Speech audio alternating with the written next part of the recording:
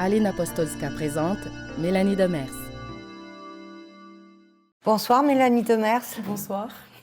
Ça va bien? Oui, ça va bien. Un peu nerveuse, mais ça va. Non, ça va bien aller. Mais merci en tout cas de participer à cette 3e saison des Visages de la danse.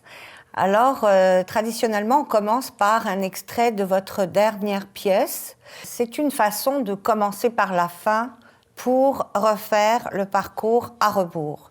Donc, voici pour commencer un extrait de Mayday 2013.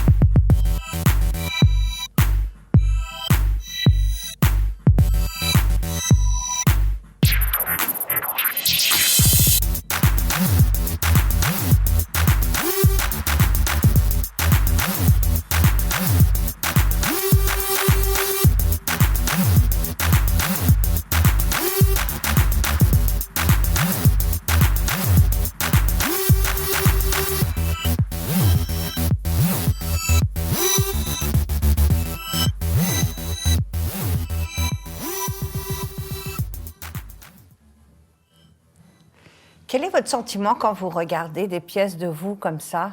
Est-ce que vous aimez ça ou En fait, là, je me disais, il manque du son, il manque de l'intensité, il manque de la couleur. Puis là, je me disais, mais non, il manque juste comme du live. la danse, c'est faite pour être vue en vrai. Donc, à chaque fois que je vois une vidéo, j'ai toujours l'impression que c'est une corruption de la réalité. C'est pas la réalité. La danse, c'est pas de voir sur un écran. La danse, c'est de sentir la sueur, de sentir les muscles qui travaillent et tout ça. Donc, à chaque fois, il y a comme un sentiment de distance. Et ça, c'est en fait une expérimentation en studio qu'on avait fait et c'est l'œuvre un peu montée de Xavier Curnillon qui a pris du travail en répétition, puis en improvisation, puis en a fait un petit objet vidéo. Oui, mais en même temps, ça permet, par exemple, à des personnes qui ne sont pas allées voir le spectacle, effectivement, live, rien ne remplace l'éphémère, le direct de la danse, mais ça leur permet quand même de voir du mouvement et puis peut-être de vous rencontrer. Oui, de voir mon dos, en tout cas. De voir votre dos. Pour celui-là, de voir mon dos. Mais pas uniquement, on aura beaucoup d'extraits. Mais justement, je disais, on commence par la fin. Pour revenir au début, le tout début, vous êtes né le 27 février 1974 à Québec. Bon anniversaire d'ailleurs, parce que c'était il y a quelques jours. Qu'est-ce qui, dans votre enfance, aurait pu laisser présager que vous alliez vous intéresser à la danse et en faire votre métier pour de vrai? Rien. Je pense pas. Je pense que c'est une suite de hasards, un peu comme une progression darwinienne. Là. C'est une suite d'accidents qui m'a amenée à faire de la danse. Parce que Quel était votre contexte familial originel? Je suis née, en fait, je suis née à Montréal. Autant pour moi, pardon. En fait, je suis née à Montréal, mais j'ai grandi à Québec, donc dans les années 70, élevée par une mère célibataire. Mon père était haïtien, que j'ai pas connu, ma mère est québécoise, donc on a grandi ensemble, elle et moi, à Québec. On habitait Orsainville, Charlesbourg. Et j'aime à dire que c'est étrange parce qu'on habitait dans un espèce de petit quartier entre le zoo de Québec et la prison de Québec. Donc, il devait y avoir comme un espèce de petit désir de liberté parce que, entre autant de barreaux, j'ai comme eu envie de... Vous gardez de bons souvenirs de votre enfance et de cette diade un peu avec la mère? Oui, vraiment, vraiment, oui. Vous avez dit que vous n'avez pas connu votre père et c'est pas pour vous, c'est pas de la curiosité malsaine, mais on a déjà parlé de ça, vous et moi. Vous m'avez dit que ça avait un impact important, non seulement à cause, bien sûr, des origines de votre père, mais aussi parce qu'il y a une quête. Quand un des deux parents n'est pas là, forcément, il y a une quête derrière, un mystère. Vous l'avez vécu comment, cette absence-là? En fait, c'est à l'enfance, je m'en suis pas vraiment rendu compte. On vivait dans un petit cocon, ma mère et moi, et c'est plutôt évidemment à l'adolescence que le désir de rencontrer peut-être l'auteur de cette couleur, finalement, s'est fait sentir. Puis la volonté d'en apprendre plus sur la culture, ce qui me différenciait, parce que, bon, ma mère étant une belle blonde aux yeux bleus, j'ai toujours comme voulu accéder à ça, sans jamais vraiment pouvoir le faire. Donc, à l'adolescence, quand c'est les questions normales d'identité, Mais est-ce que ce sont des questions qui vous étaient posées par les autres? Est-ce que c'était dans le regard des autres ou leur questionnement à eux? Non, les enfants sont assez concrets dans un sens. Donc non, je pense pas que ça venait des enfants. C'est venu de moi, de la volonté finalement de comprendre comment j'en étais arrivée là finalement. Ouais. Vous m'avez dit que ça avait déterminé des choses, bien sûr, pour la suite, mais je dirais même dans vos choix artistiques. Non seulement dans votre vision du monde, mais dans votre choix artistique, dans le sens que, oui, votre écriture est teintée de recherche de métissage, de recherche d'inconformité aussi, de goût pour la différence et l'inconformité de l'autre. Oui, c'est vrai. En fait, je m'en suis rendu compte à force d'essayer de créer mon travail que mon idéal, de créer un monde idéal, il y avait toujours un côté bâtard, hétérogène, métis. Donc, je me suis rendu compte que j'essayais probablement de recréer une partie de moi sur scène en ayant des distributions éclectiques. Ouais. Oui. Et puis la recherche de vérité. Un besoin de savoir, peut-être parce que justement, il y avait quelque chose de fondamental qui n'était pas su. Vous ne faites pas de concessions dans vos pièces en général. Vous ne passez pas dessus ou par-dessus les critiques sociales, les critiques politiques. C'est à la fois poétique et politique, comme vous aimez à le dire, mais il y a toujours une recherche de travail de vérité. En fait, peut-être que le fait d'être métissée, d'être bâtarde, ça nous amène à essayer de voir la vie sous plusieurs sens. Donc, ni tout à fait blanche, ni tout à fait noire. Donc, on essaie toujours de voir qu'est-ce que ça pourrait être d'une autre perspective, d'une autre façon. Donc, c'est comme si on vit notre vie toujours avec le soulier droit dans le soulier gauche, le soulier gauche dans le pied droit, en fait. C'est comme si on est toujours un peu inconfortable. Donc, cet inconfort-là fait partie de la vie, puis fait aussi partie de nos préoccupations, notre façon de voir. Et j'imagine que j'amène ça dans le travail. Et donc, cette volonté d'aller creuser ailleurs, de voir, d'offrir des perspectives différentes sur le monde, ça doit faire partie un peu de ça. Et aussi des personnes différentes, même sur la scène. Mais est-ce que ce travail de vérité, justement, vient pas comme une affirmation du fait qu'il faut dire la vérité dans un contexte d'enfance où le sujet du père était tabou? Non, je pense pas qu'il faut dire la vérité, il faut dire ma vérité. Oui. Je pense que c'est plutôt ça que j'essaie de faire. Donc, il y a un désir d'intégrité et, oui. Et c'est tellement subjectif que c'est seulement la mienne. Donc, je pense pas que j'ai le désir d'être moralisatrice et de dire, voyez, ceci est la vérité, ceci est ma vérité, ou en fait, ceci est... J'essaie de démontrer dans mon travail comment je vois le monde avec la sensibilité que j'ai, avec la compréhension que j'ai, avec les limites que j'ai. Et avec le métissage que vous avez. Exactement. Voilà, comme un atout et non pas comme un manque. Ouais. Mais à part ça, c'était une enfance agréable, vous nous l'avez dit. Et qu'est-ce que vous faisiez à l'école? Est-ce que vous imaginiez que vous allez faire au moins un métier artistique ou pas du tout? J'avais vraiment envie d'écrire. Pour moi, oui. C'était comme le nec plus ultra, c'est quand ma mère m'a offert un bureau. J'appelais ça mon bureau d'écrivaine. Je m'assoyais, puis là, j'avais comme des tiroirs avec des crayons. Puis là, je pouvais inventer quelque chose. Donc, j'avais vraiment l'impression de... Vous avez quel âge à ce moment-là? 5-7 ans, je sais pas trop, là. Bon. Donc, ouais, un besoin de réécrire sa vie. Ben oui, écrire, ça a toujours été un fantasme, mais ça continue de l'être, là. Ouais. Si vous n'aviez pas été danseuse, qu'est-ce que vous auriez fait finalement? Vous auriez été écrivaine. J'aurais dû, oui, j'aurais pu, peut-être, je sais pas. Mais c'est une écriture, la chorégraphie. C'est une forme d'écriture aussi. Oui, mais c'est une écriture collective, en fait. Oui. Donc, mon matériau, c'est la sensibilité et le corps d'une autre personne. Alors qu'avec les mots, quand je suis moi toute seule avec les mots, il y a un travail d'introspection et de retrait presque du monde, alors que la danse, pour moi, ça s'inscrit dans la sensibilité des autres. Vous avez fait de la danse, néanmoins, à part d'écrire à votre bureau d'écrivaine, vous avez fait de la danse, mais c'était, comme vous m'avez dit, en fait, bon, vous avez fait de la danse classique comme toutes les petites filles, du théâtre, et vous ne trouviez pas votre place là-dedans?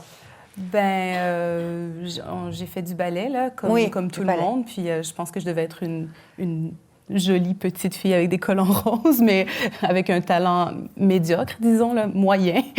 Et par contre, j'aimais beaucoup, beaucoup ça. Mais peut-être que j'ai senti que mon corps ou ma sensibilité n'appartenait pas à ce monde-là ou à cette esthétique-là. Donc, je m'en suis retirée à un moment donné. Ouais. J'aimerais qu'on regarde un extrait, et c'est un extrait paradoxal parce que là, c'est pas vous. Enfin, on va très bien comprendre pourquoi on regarde cet extrait-là. C'est l'extrait d'une pièce que vous avez chorégraphiée en septembre 2013 pour Marc Boivin. C'est un retour des choses, on va l'expliquer après. La pièce s'appelle Wood et ça se passait à Toronto dans le cadre d'un festival. C'est un duo que vous avez créé pour Marc Boivin et Kate Holden.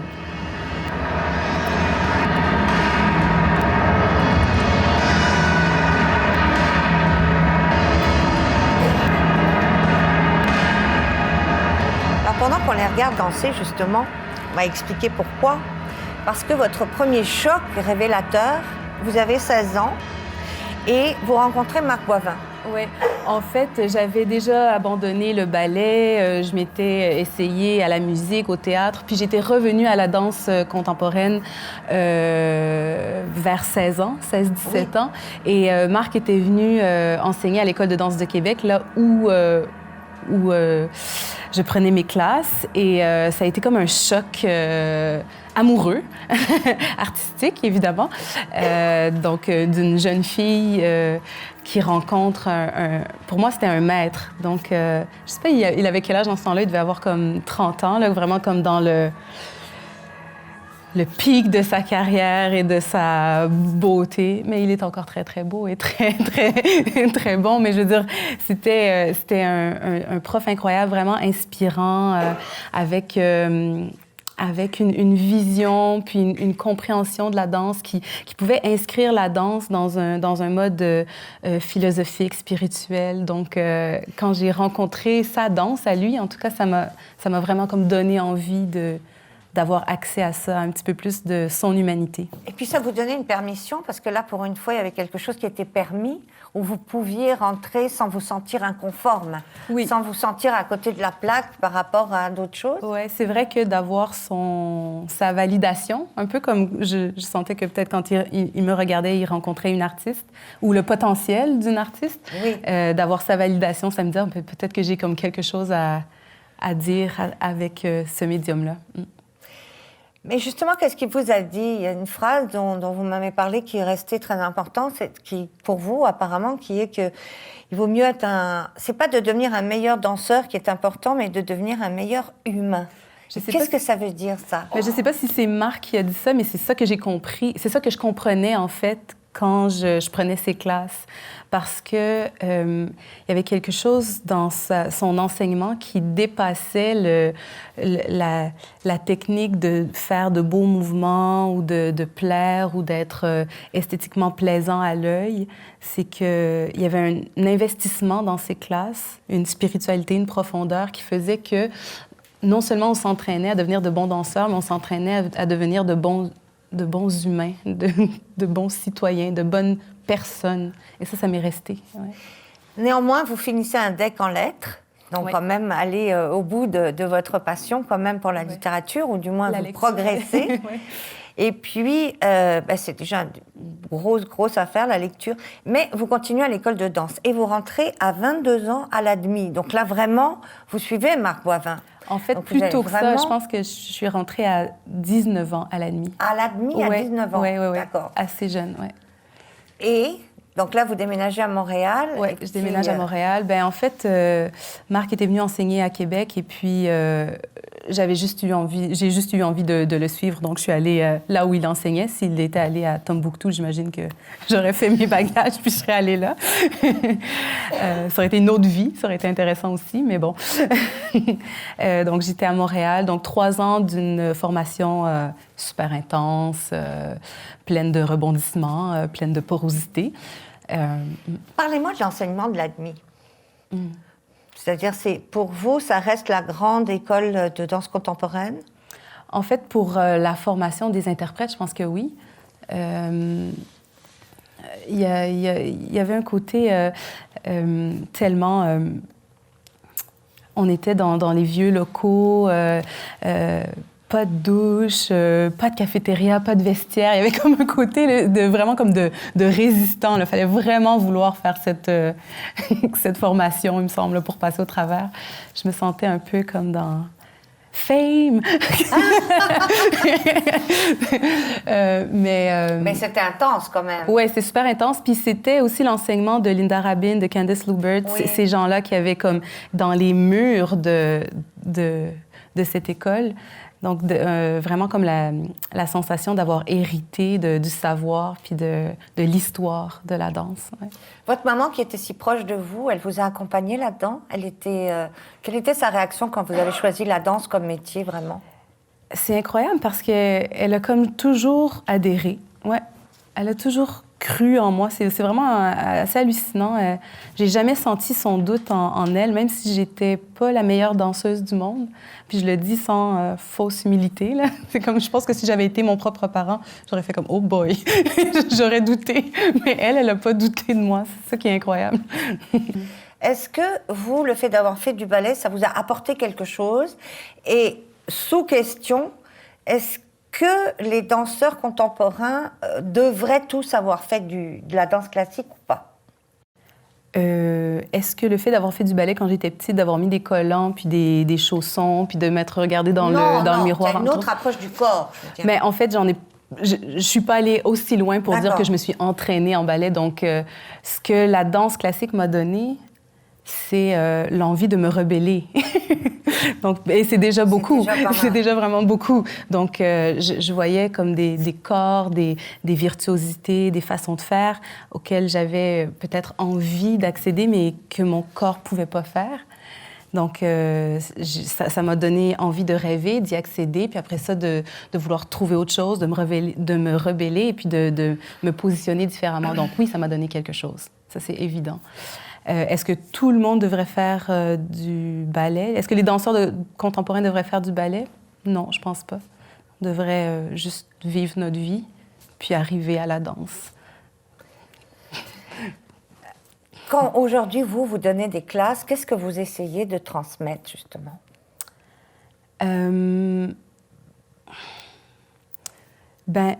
J'ai créé dernièrement un atelier qui s'appelle Here and Now or Never, donc ici et maintenant ou jamais. Donc le motto, le leitmotiv, le mantra de cette classe-là, c'est que la danse se crée ici et maintenant ou jamais. Parce que dans la danse, on a souvent l'impression de se projeter dans le futur. Donc on répète pour plus tard, on crée pour plus tard. Donc c'est comme si notre danse appartenait au futur. Et puis, dans mon esprit, la danse appartient au maintenant, puis est toujours en train de mourir. Donc, c'est comme si c'est une espèce de renversement de vapeur. C'est ça que j'essaie peut-être d'enseigner, c'est que si on danse pas maintenant, la possibilité d'avoir dansé est morte. Donc, c'est vraiment dramatique, là, ce que je dis dans ce moment, là, mais il y a comme quelque chose de l'immédiateté, de l'urgence de danser maintenant avec les moyens qui nous sont donnés maintenant. Donc, pas quand je vais être meilleure, je vais pouvoir danser, ou quand je serai capable de faire une pirouette, je vais danser, ou quand je serai capable de faire telle stepette, je sais pas trop quoi, je vais danser. Ou quand j'aurai gravi les échelons. Oui, c'est ça, non. La danse, pour moi, existe maintenant. et c'est ça que j'aime quand je vais, je sais pas, en Haïti ou en Afrique et je vois les enfants danser. C'est incroyable. Eux, ils ont compris ça et ils le font. Mais c'est-à-dire, c'est originel. C'est la première activité humaine sur la Terre. Exactement. Donc, la danse est en nous. La danse n'est pas à l'extérieur de nous. C'est pas quelque chose auquel on va accéder à un moment donné. Pour moi, elle est là, puis il faut comme l'honorer. Donc, Mais ce dont vous parlez, c'est la pulsion première. Après ça, il y a la création artistique. Moi, je donne des ateliers de création littéraire et les gens me disent, oui, j'ai une idée. Ça, c'est la première pulsion, mais après, il y a énormément de travail. Dans la danse, c'est pareil. Il y a la pulsion dont vous parlez, sans laquelle il n'y a rien. Et puis après ça s'inscrit quand même dans la durée. Oui, mais en danse, on répète tellement que ça peut devenir presque une prison. Un carcan. Oui, c'est ça, c'est un carcan, c'est une prison. On est toujours en répétition parce que les moments de spectacle sont tellement éphémères, arrivent tellement peu souvent. Oui. Donc, on peut répéter 1 an et demi, parfois 2 ans pour faire 3 ou 4 spectacles.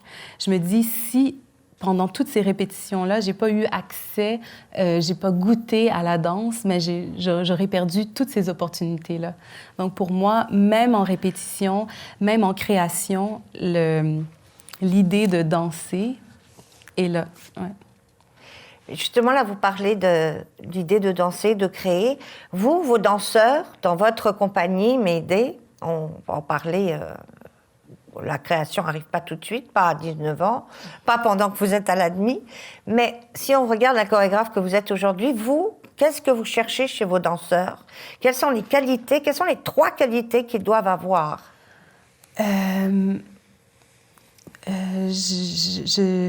Vous m'avez dit, oui, qu'est-ce que j'ai dit? Courage, gentillesse et sens de la controverse. Ah oui, OK, ça, c'est intéressant. Ben le courage, j'aime ça, voir des gens courageux, j'aime ça, voir des gens qui ont envie d'aller voir au-delà. Donc ça m'intéresse. Gentillesse, il y a quelque chose d'un peu niais là-dedans, mais j'aime ça, des personnes avec un cœur beau, un cœur pur, là. Puis parce que ça fait une harmonie. Oui. Si c'est pour créer... Ça dépend. Il y a des chorégraphes qui créent, et parce qu'ils sont comme ça, ou parce qu'ils le souhaitent, et puis la création se fait ô combien dans la disharmonie aussi. Ouais. Il y a de l'harmonie dans la gentillesse, au moins du respect. Oui, non, ça c'est sûr. C'est sûr que j'aime créer dans l'amour. C'est vraiment étrange à dire, mais je trouve que ça nous permet d'aller dans les zones plus compliquées, plus sombres, les zones d'ombre, quand on est en respect puis en confiance. Mais le courage aussi, c'est une qualité cardinale, une qualité du cœur. On dit avoir du cœur à l'ouvrage. Oui, c'est ça le courage, en fait. Oui. Et le sens de la controverse, vous n'aimez pas les danseurs béni oui. Vous voulez qu'ils vous contredisent. Je pense que c'est parce que j'aime avoir un dialogue. Oui. J'aime débattre des idées. Puis je trouve que si les gens avec qui je travaille ont des idées très fortes, même contraires aux miennes, ça va faire avancer le travail. Donc, j'aime à dire que les gens qui travaillent avec moi ne travaillent pas pour Mélanie, mais ils travaillent pour le travail. Donc, c'est le point focal. Donc, c'est pour ça que j'aime la controverse, j'aime ça qu'on ne soit pas tous d'accord, j'aime ça qu'on puisse débattre. Ça veut dire que le travail est plus important que la suprématie Est-ce que vous diriez que vous êtes dans la co-création? Emmanuel Joute me disait dans un autre visage de la danse que lui, il est pas à l'aise dans la co-création. Est-ce que pour vous, c'est plutôt important, la co-création? C'est-à-dire que, en fait, la danse est plus importante que vous? Ouais, j'aime à penser ça, mais après ça, c'est comme une histoire d'ego, là. Il y a plein de choses à nuancer, mais j'aime créer dans la collaboration, ça, c'est sûr. Je me sens l'initiatrice, je me sens en charge, je me sens porteuse des projets, ça, c'est sûr. Mais c'est dans la collaboration, ça, c'est sûr aussi. Ouais. Alors là, c'était une belle boucle qui s'est bouclée avec l'extrait qu'on a vu tout à l'heure, parce que, bien sûr, vous avez chorégraphié pour votre maître, quasiment 20 ans après. Oui. Et là, on va regarder un nouvel extrait pour changer d'univers et pour souligner le fait qu'en sortant de l'ADMI, vous êtes embauché vous êtes engagé dans une immense compagnie qui est au Vertigo. Alors, c'est cet extrait-là qu'on va voir maintenant. C'est un solo de vous dans Luna. 2001.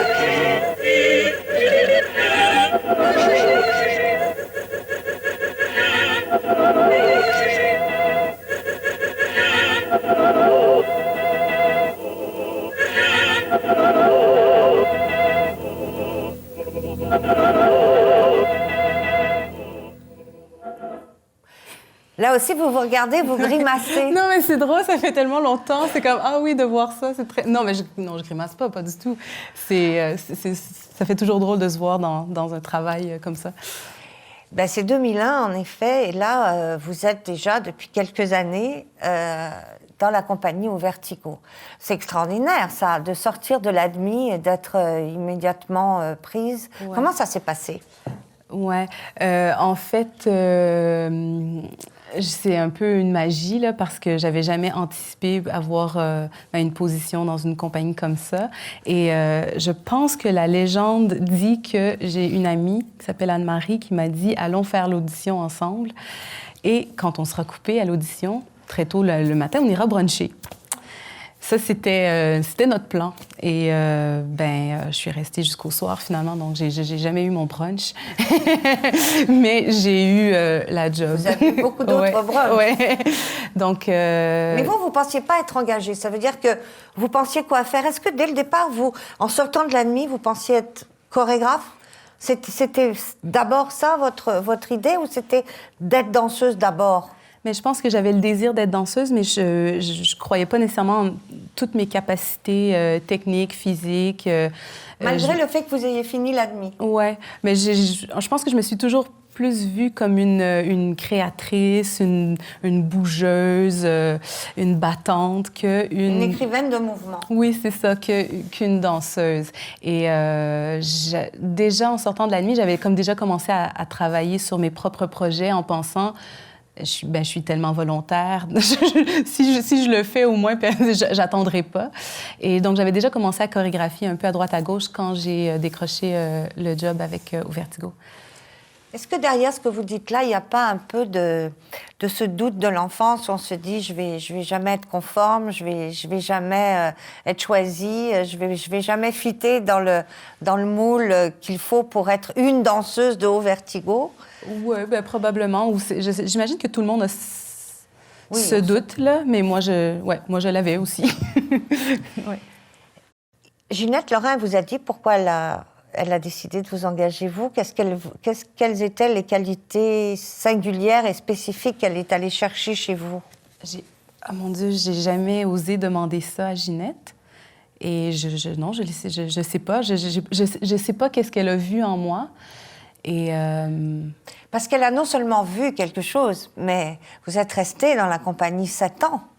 Bien, en fait, ça prend du temps, entrer dans une compagnie. Il y a comme une histoire, il y a une hiérarchie, il y a comme quelque chose à comprendre. Donc, on arrive dans la compagnie. Puis moi, au moment où est-ce que je suis rentrée au Vertigo, c'était fin des années 90. Il y avait des danseurs incroyables, là, Marie-Claude Rodrigue, Chi Long, Sylvain Lafortune. Oui, la compagnie existait depuis une dizaine d'années en plus. Donc, Oui, 10-15 ans, oui, c'est ça. Ouais. Oui. Donc, il y avait des danseurs hallucinants. Puis, j'ai dû apprendre de ces personnes-là. Non seulement il faut apprendre l'univers de la chorégraphe, mais il faut aussi apprendre de l'espèce d'histoire de la compagnie, l'histoire corporelle, la signature dansée de ces gens-là. Donc, ça prend des années. Et très rapidement, je me suis retournée, puis ça faisait comme 4-5 ans que j'étais là. Ouais. Il y a autre chose, c'est que Ginette Lorrain fait évidemment partie de la grande génération fondatrice de la danse contemporaine au Québec. Donc elle aussi, elle a toute une notion de transmission. Et vous êtes vraiment la nouvelle génération, la génération des années 2000, fin 90-2000. Il y a une sorte de passation de relais. Est-ce que vous l'avez vécu comme ça? En fait, pour être tout à fait honnête, il y avait comme un esprit presque protégé en entrant dans la compagnie. les danseurs, on vivait un rêve, je pense.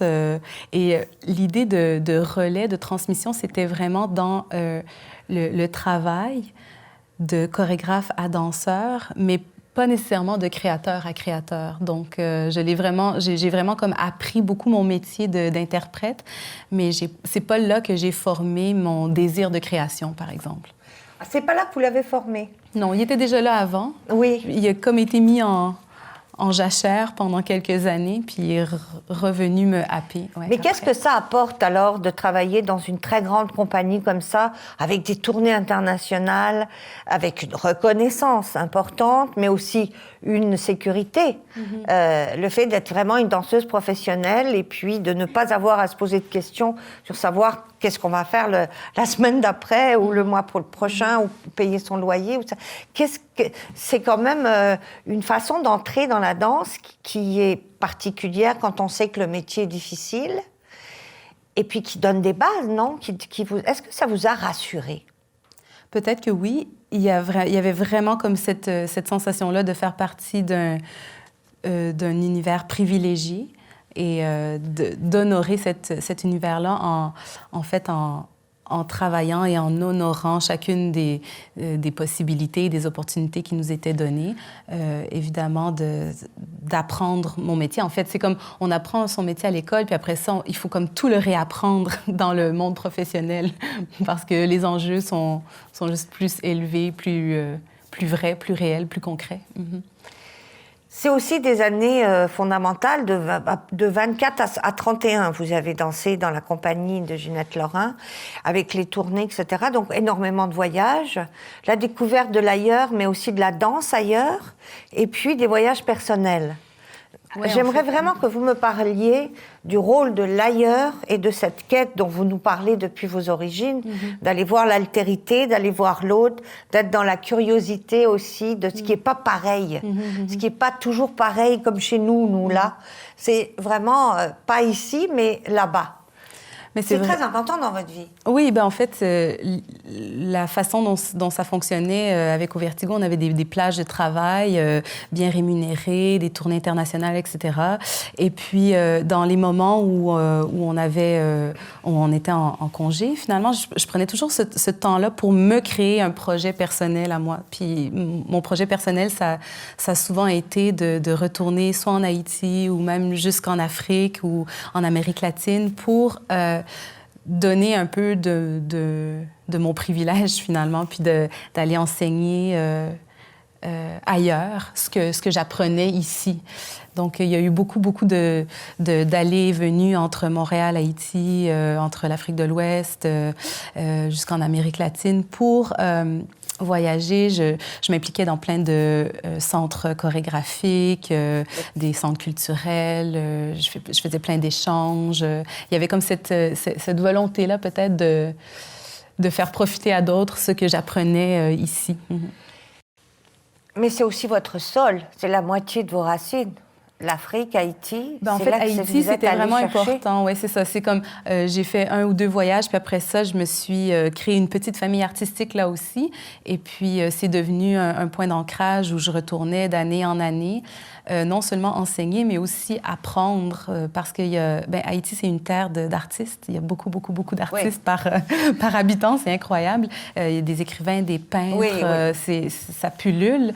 Donc, il y a quelque chose d'un peu d'arrogant quand je dis « Ah oui, j'allais ailleurs, transporter mon art, mon savoir », mais en fait, très honnêtement, c'est que j'allais me ressourcer puis j'allais apprendre dans ces endroits-là, de ces gens-là. Ouais. C'est un échange. Oui, absolument. C'est une manière d'arriver avec ce qu'on a et puis de recevoir ce que les autres ont, effectivement. Je voudrais qu'on voit maintenant, parce que vous quittez la compagnie. Pourquoi quitter? Ça, vous êtes jeté dans le vide comme ça après toute cette sécurité. Oui, c'était un passage de vie. Ça me paraissait vraiment évident. J'ai eu vraiment l'impression à un moment donné d'avoir bouclé la boucle, d'avoir offert tout ce que j'avais à offrir avec tout mon cœur et tout mon être. Et puis, j'avais juste besoin de passer à autre chose. Et ça s'est fait de façon très, très, très simple. J'ai juste quitter. Sauter. Oui. Des fois, c'est comme ça, c'est simple. Vous vous êtes autorisé à le faire parce que vous étiez enfin peut-être un peu plus rassuré sur votre légitimité? Non, pas du tout. Juste parce que je sentais qu'il fallait le faire, mais je pense que on n'est jamais tout à fait vraiment rassuré sur notre légitimité. Peut-être vaut mieux pas. Peut-être, je sais pas. Alors, on va regarder un extrait d'une pièce mythique, enfin, que beaucoup de gens connaissent bien, parce que c'est celle qui vous a fait apparaître comme chorégraphe, Les Angles Morts, 2006.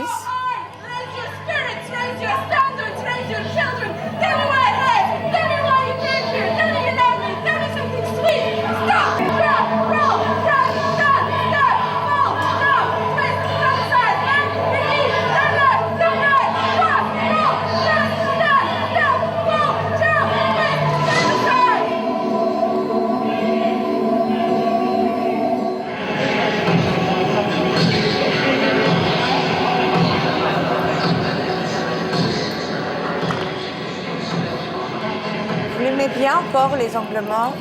Ça fait longtemps que j'ai vu, je sais pas, je pense que oui, je l'aime parce que ça m'a tellement fait vivre d'expériences. Une rencontre, entre autres, avec Jacques Poulain-Denis, avec qui on collabore. Ça a été une de nos premières collaborations. Puis pour cette raison-là, c'est sûr que ça va rester une pièce importante. Ouais. La raison pour laquelle le public, mais aussi les professionnels ont aimé cette pièce, c'est parce que c'était une pièce qui, justement, faisait arriver dans le décor quelqu'un qui affirmait tout ce que vous avez dit depuis tout à l'heure, le goût de la différence, le goût de l'autre, le goût des angles morts de la conformité. Et puis, il y a, bien sûr, c'est un statement, une affirmation sociale aussi, politico-sociale. Il y avait tout ça. Il y a toujours tout ça dans cette pièce. Ouais. Si vous elle est venue comment? Il y avait une inspiration derrière? Oui, il y avait une inspiration derrière, mais je la regarde puis je la trouve toute pleine de porosité, de défauts de fabrication. Puis là, je me dis, c'est incroyable que cette pièce-là m'ait fait vivre autant de choses, puis qu'on ait tellement voyagé, en fait, avec cette pièce-là. C'est incroyable. Et ce sont les œuvres propédeutiques, pour ne pas employer un mot, mais c'est ça, c'est les pièces propédeutiques, forcément imparfaites, mais forcément sans lesquelles les suites ne seraient pas. Donc, c'est ça, cette pièce-là. Oui, l'inspiration de base, en fait, on était en 2006, je crois, comme plein... 2006. 2006, oui, c'est ça, comme plein milieu d'une guerre en Irak, je sais pas, il y avait comme quelque chose qui me disait comment faire pour vivre, sachant les choses que l'on sait et voyant les choses que l'on voit. C'était vraiment ça. Comment faire pour vivre avec le pullulement, la prolifération d'images de misère, de difficultés, il y avait comme un trop-plein, puis l'idée du sac de papier, j'imagine, c'est qu'il y avait comme une envie de ne pas voir, de se mettre la tête dans le sable, de jouer à l'autruche et de mettre les choses justement dans son angle mort. Donc ça, c'était comme mon questionnement de base. Comment faire pour être lucide, pour apprécier la vie avec toute son imperfection, justement. Ouais. Vous avez 32 ans, exactement à ce moment-là. Vous êtes très jeune. Mais vous avez déjà beaucoup d'expérience. C'est parce que il y a toute une maturité quand même, avec beaucoup d'étapes. Et veut pas, mais s'attend dans une grande compagnie, ça donne une certaine forme d'expérience aussi. Je voudrais qu'on voit un autre extrait d'ailleurs qui est juste la pièce d'après, Sauver sa peau en 2008, et qui elle aussi semble dans la même trajectoire de réflexion sur un monde en décomposition aussi.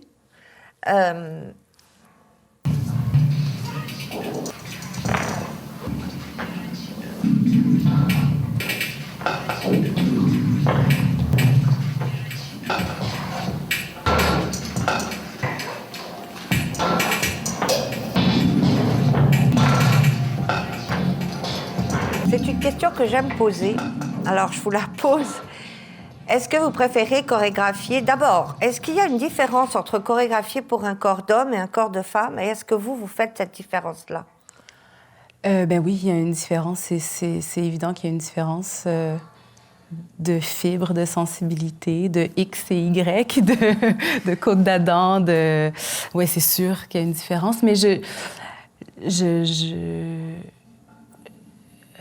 est-ce que je fais une différence? Il n'y a pas le choix. C'est là, c'est intrinsèque, ça fait partie. Je veux dire, Ouais. vous y pensez à l'avance ou vous allez choisir des mouvements en fonction de ça ou pas du tout? Ah, c'est une grande question. Oui.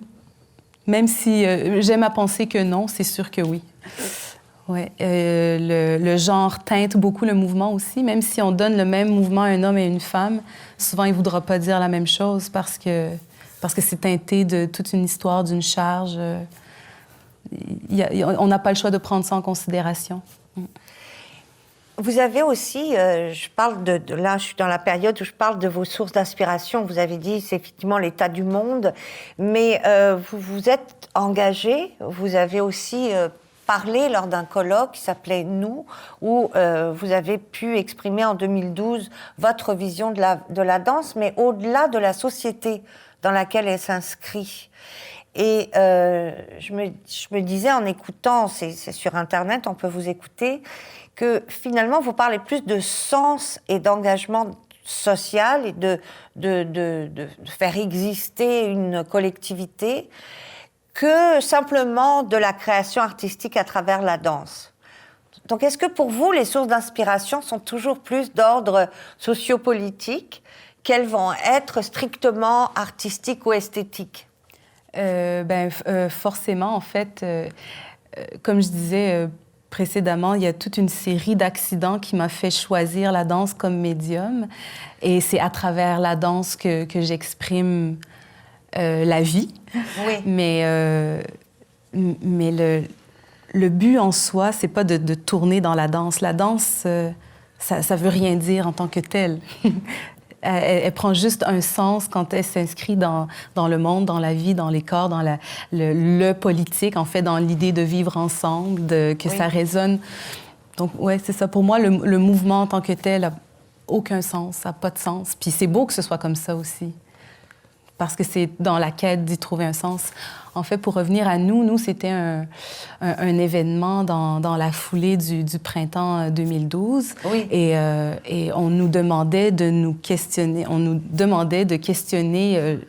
nous, l'être ensemble, le vivre ensemble. Qu'est-ce que ça veut dire, la société dans laquelle on vit? Puis, effectivement, mon angle était un angle de création, mais il y avait toutes sortes d'autres personnes qui se sont questionnées à travers leur axe de pensée. Ouais. Est-ce que dès le départ, vous vous êtes posé, et est-ce qu'aujourd'hui, vous vous posez encore des questions de création par rapport à la réception du public, ou alors vous vous en fichez? Ah oui, en fait, une des choses que je vois quand je revisite Les Angles morts ou Sauver sa peau, c'est qu'il y avait une naïveté là-dedans à ne pas connaître ou comprendre la nature de la business de la danse. Donc, j'étais complètement naïve là, à la sortie d'Au-Vertigo, puis au moment où est-ce que j'ai commencé à créer mes pièces, je savais pas du tout comment ça fonctionnait, qu'on créait un produit culturel qui allait devoir être vendu, acheté, échangé contre d'autres biens, etc. Toute cette chose-là, j'avais complètement comme pas ça du tout dans mon radar. Et je l'ai appris assez vite. Donc, je m'ennuie du moment où j'avais pas du tout ces préoccupations, ces considérations-là au moment de la création. Quand vient un petit peu de succès, vient un petit peu de pression. Donc, c'est comme un peu proportionnel. Donc, effectivement, il y a eu un petit peu de succès, donc il y a un petit peu de pression. Dans ce que vous dites, y a-t-il une part de regret parce que vous créez votre compagnie Mayday en 2007. Les choses se passent bien, mais est-ce qu'il y a une part de regret de cette sorte de virginité originelle? Virginité originelle, ça sonne de vraiment bien. De la créatrice, Oui, non, je vous suis. Oui, il peut y avoir une petite nostalgie de mélancolie de ce temps-là, de l'envie de retourner à plus de naïveté. Ceci dit... Est-ce que c'est possible aujourd'hui? Non, non, non. Ben non, et tant mieux. On avance, on continue, on s'entoure aussi de gens qui sont capables de nous organiser ou d'organiser un petit peu plus le chaos qu'on a créé après le Big Bang. Là. Alors, pourquoi l'avoir créé finalement? Quand vous avez créé votre compagnie, comment ça s'est passé et comment avez-vous décidé de sauter ce pas-là encore une fois? Je pense que le système tel qu'il est m'a un peu contraint à m'organiser en compagnie. Je pense pas que je l'aurais fait si ça avait été possible de travailler en indépendante. Parce qu'avec cette pièce-là, Les Angles morts, il y a eu plusieurs plateformes à l'étranger qui se sont offertes à moi et on devait faire des demandes de subventions, on devait avoir une compagnie, un siège social, je ne sais pas moi, des lettres patentes, des règlements généraux, toutes les choses que ça prend pour avoir une compagnie. Oui. Et en fait, pour avoir des sous pour supporter... la création. Oui. Donc, il y a eu une espèce d'effet d'entraînement, un engrenage dans lequel j'ai mis la main, puis ça s'est très, très vite déployé, pas contre mon gré, mais vraiment rapidement, ouais. Sans que je comprenne vraiment très bien toutes les étapes dans lesquelles je m'engageais. C'est plus facile d'être un danseur indépendant. Marc Boivin a fait ce choix-là alors que lui aussi était dans une compagnie et puis a décidé de redevenir danseur indépendant. Mais lui, il a toujours été plus danseur que chorégraphe. Donc ça voudrait dire que pour un chorégraphe, c'est pas possible d'être indépendant. Je pense que c'est possible, mais ça prend une forme de résistance et d'organisation différente. Et ça prend des moyens et des connaissances du milieu que je n'avais pas à l'époque de le faire. Donc, il y a 7 ans, ce qui s'est présenté à moi, ça a été de faire une compagnie. Et je ne le regrette pas du tout, en fait. Mais c'est une charge de travail et des responsabilités que je ne soupçonnais pas. Justement, j'allais vous dire, 7 ans après, 7 ans, la fameuse crise des 7 ans. Ah, c'est une crise. 7 ans après, aussi. Quels sont les avantages et les inconvénients de la compagnie Mayday?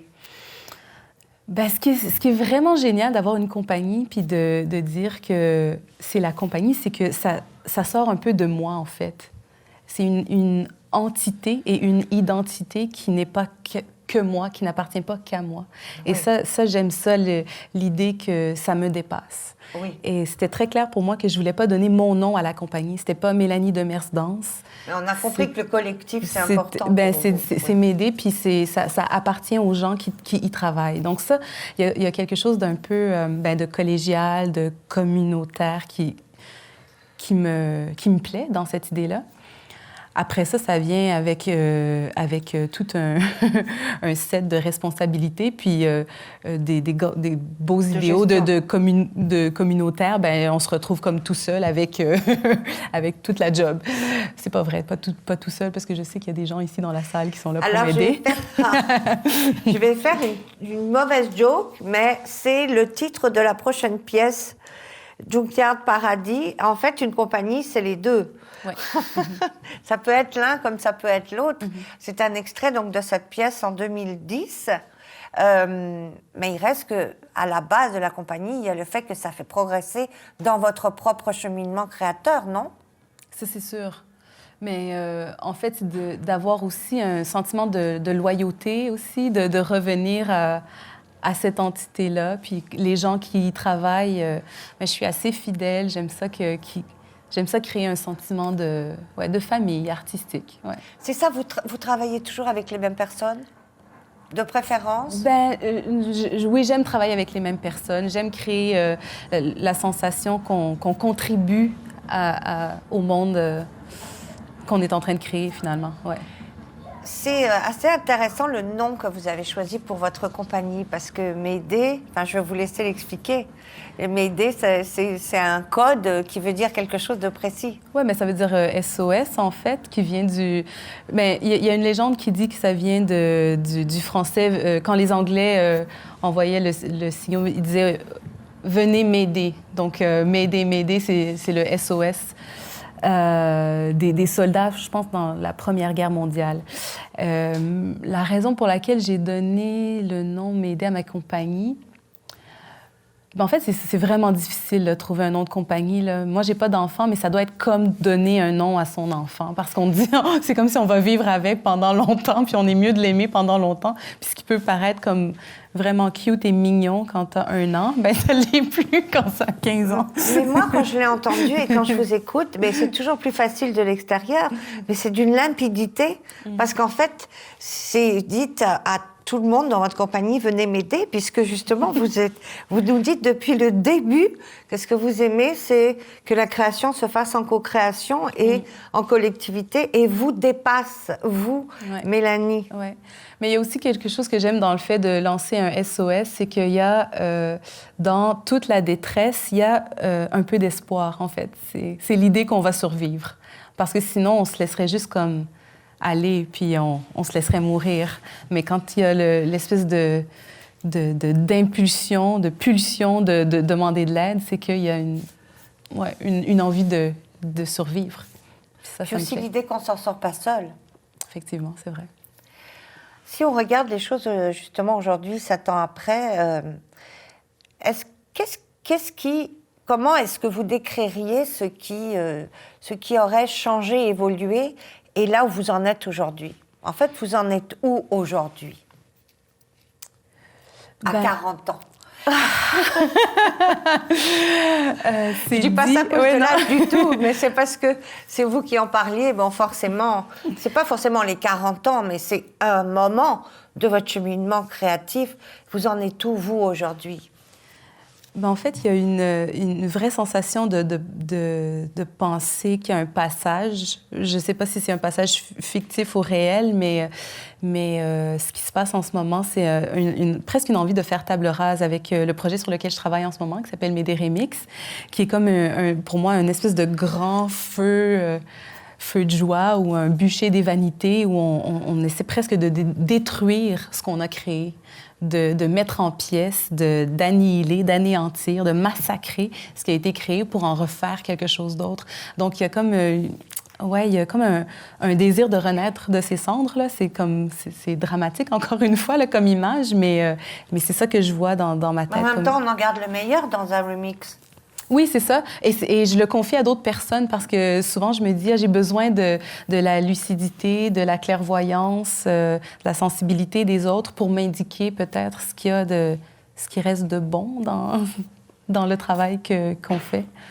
Quand vous pensez à Ginette Lorrain, par exemple, justement, qui a sa compagnie depuis 30 ans maintenant, c'est un enjeu considérable de poursuivre le chemin sur une si longue route comme ça. Est-ce que vous vous voyez, vous, comme ça, poursuivre sur 30 ans, 40 ans?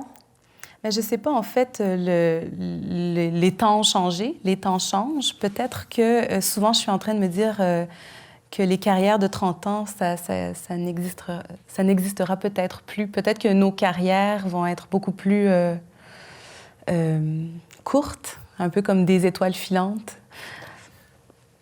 C'est l'image que j'ai en ce moment. Peut-être qu'on ne pourra pas survivre aussi longtemps parce qu'on est beaucoup, il y a beaucoup de gens qui ont beaucoup de choses à dire, qui ont besoin de prendre la place. Puis dans mon esprit, c'est pas nécessaire que je reste. J'aimerais ça. Je vais essayer de le faire, je vais me battre pour le faire de tout mon cœur. Et là, je deviens super émotive, c'est vraiment drôle. Mais peut-être que c'est pas nécessaire de rester. Mais en même temps, l'art, sa définition, c'est qu'il est inutile. Les artistes, c'est que, bon, finalement, ils sont improbables. Pourquoi vous, en particulier? C'est certainement des choses qui renaissent après ce travail de cendre et de phénix. Une nouvelle compagnie qui s'appellerait Phénix. Mais peut-être, mais en fin de compte, c'est intéressant parce qu'il y a une arrogance dans l'idée de se perpétuer, de vouloir continuer à tout prix. Je ne sais pas si c'est intéressant. C'est peut-être aussi intéressant de penser qu'on s'inscrit là, maintenant, dans le temps, puis après, on part, puis c'est tout. Ça renvoie au thème de vos ateliers. Oui, c'est ça, c'est Danser ici et maintenant et ou plus jamais. jamais. C'est prémonitoire.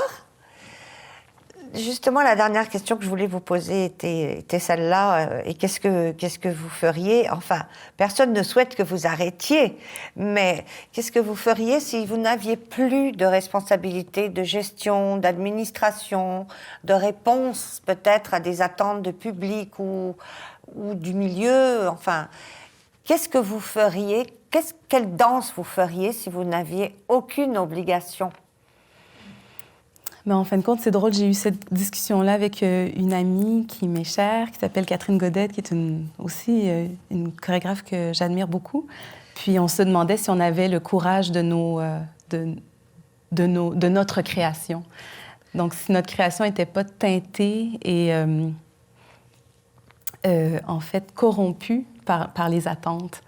Et c'est comme si on a intégré ça, on a presque internalisé les attentes, les contraintes de temps, de moyens, d'argent, le travail avec les diffuseurs, tout ça. Puis on était en train de se poser cette question-là en s'envoyant des textos. Toi, qu'est-ce que tu ferais? Toi, qu'est-ce que tu ferais? On n'a pas répondu à la question. J'ai pas répondu à la question non plus. Je pense que ça demeure une question ouverte. Puis c'est comme une bataille de tous les instants qu'à chaque fois qu'on crée, on devrait créer comme si c'était... comme si notre vie en dépendait, en fait. Exactement, mais c'est la question fondamentale de tous les créateurs, c'est-à-dire que si on répond au fait que ça a plu, que ce qu'on a fait précédemment a plu au public, alors on est dans la répétition. On ne peut plus être par définition dans... Et le fait même de se poser la question, déjà, ça prouve que vous êtes déjà plus dans la répétition. Mais je ne sais pas, en fait, parce qu'il y a aussi le désir de revisiter des obsessions, de revisiter des préoccupations qu'on a. Donc ça demande aussi de répéter des mécanismes, de se remettre dans le bain. Puis on fait toujours l'analogie. Il y a des peintres qui ont peint pendant des années la même toile. Puis eux, ils ont un médium qui permet ça. Et avec l'art vivant, c'est plus difficile parce qu'on a moins de chances de peindre ou de créer des fresques. Mais vous pourriez écrire. Je pourrais écrire, c'est peut-être ma prochaine vie. En tout cas, je vous le souhaite. Je vous souhaite aussi de continuer en danse, Merci vraiment beaucoup, avec votre compagnie, et pour vous et pour nous tous. Je vous remercie infiniment pour cet entretien senti. Et on va se quitter, et là aussi c'est un drôle de titre pour se quitter, mais c'est Goodbye. C'est le titre de votre pièce de 2012. Mélanie Demers, je vous remercie beaucoup. Merci. Au revoir. Merci. This is kind of where we've arrived in the piece. Our research has led us to this kind of hypothesis about life and love and death and all that. So if there's something that you want to add,